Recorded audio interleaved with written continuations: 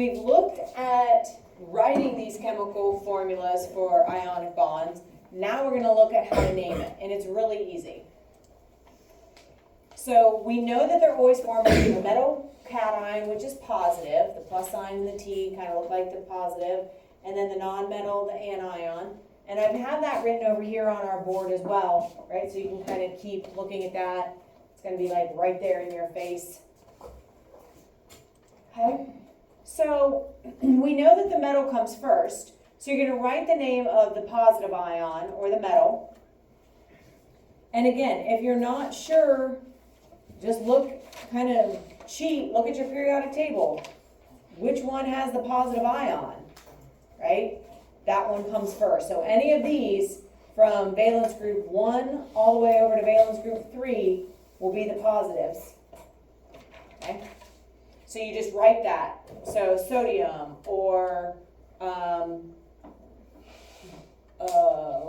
can't even read that one.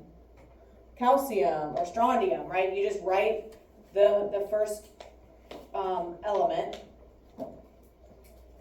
Next, you're going to write the beginning part of the negative ion, so of that nonmetal. So if you're looking at your table, oxygen would be ox, sulfur would be sulf. So the first part, chlorine would be chlor. Okay, you write just the first part, and then add "ide" to it.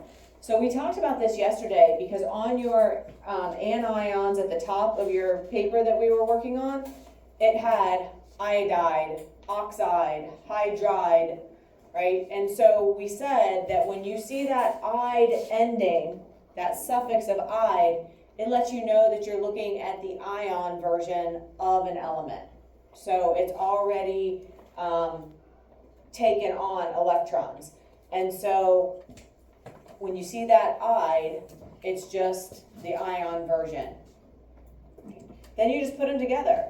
So we don't do anything with the subscripts. There's only one way to combine, for instance, magnesium and oxygen or aluminum and chlorine. Because of the way the ions work, they need specific numbers to fill those valence.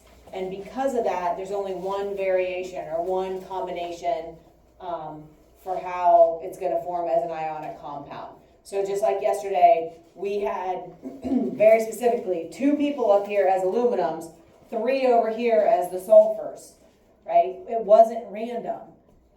And so we don't have to worry about subscripts. That'll come later with covalent bonds.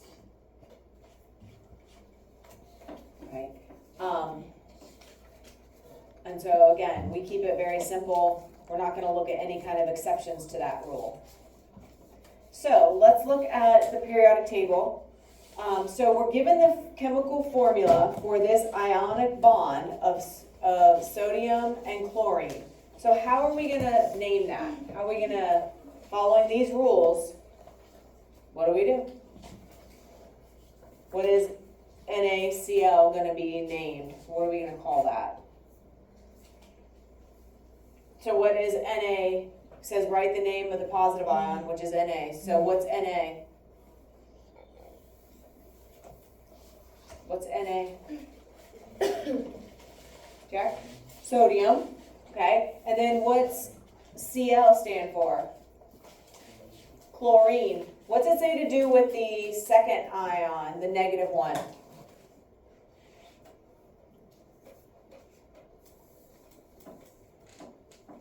I know it's rainy and dreary, but whoa, you guys awake? What do we do with the second one, Alexis? You add "ide" to the root. Yeah, so we drop the ending and add "ide," right? So the root is chlor, drop the ending and put "ide" on it. So, whoops, we will get sodium and then chlor and then add the "ide," sodium chloride. So you just, there's the element, name it. Second element, drop the ending and add "ide." So drop the "ene" and add "ide." All right, so find Be. What does Be stand for Jacob? What? Beryllium. Beryllium. All right. I can never remember how to spell beryllium. Okay. Beryllium. And then what's the O? What's that going to be, Zariah? Okay. So drop the gin and add the I. What's that become? Oxide. Very good. That's it. That's how you name them.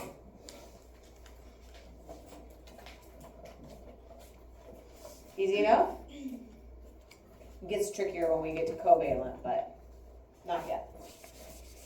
Okay. So ionic bonds look something like this. Typically they're going to have a crystal lattice-like structure where it's kind of an alternating positive and negative ions, because we know opposites attract, so it makes sense that they're going to kind of attract here and attract here and attract here and attract here. So it's going to be very kind of set and uniform. Think of like a grain of salt, right? It's like this perfect little cube, and that's what it looks like at the molecular level as well.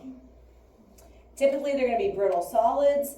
The smallest ratio of positive and negative ions make up the formula. What we mean by that is this. This is the smallest ratio, MgO. Mg2O2 is not the smallest ratio. This is a 2-to-2. This is a 1-to-1. Right? So if it's a 3-to-3, just reduce it to a 1-to-1. And again, that just becomes, makes things easier as we start balancing chemical equations later. If you have it in simplest form, basically. So we can reduce that. 2-to-2 becomes a 1-to-1. And a lot of you are recognizing that today on your papers. You were looking, you're like, can this just go to 1-to-1 and then it's just, you don't even have to write the ones? Yes. Okay. And so ionic bonds form this lattice-like structure because of all those oppositely charged ions attracting from all directions. So three-dimensionally, they're getting this pull, this attraction in every direction because of those negative charges. Okay? So it is forming a three-dimensional structure.